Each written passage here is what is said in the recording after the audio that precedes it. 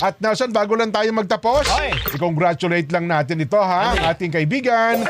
Kasi po, kinilala ng Department of Agriculture, DA, National Meat Inspection Service, si Dr. Sigfrid Kuya Yeye Manawis, at siya pong nagsilbing resource speaker sa topic na BOC ETRACC system on the first border inspection of agricultural goods.